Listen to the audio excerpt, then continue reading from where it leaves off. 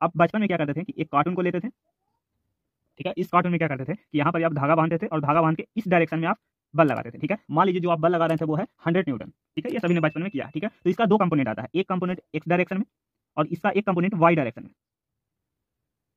ठीक है। आप देखते होंगे कि जब आप इधर की ओर बल लगाते हैं तो ये आगे भी जाता है और ये ऊपर भी जाता है। थीटा का मान लिख दिए आप 30 डिग्री।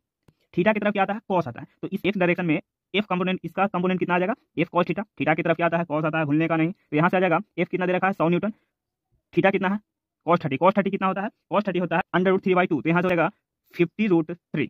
एक्स डायरेक्शन में इसका कंपोनेंट कितना आया 50√3।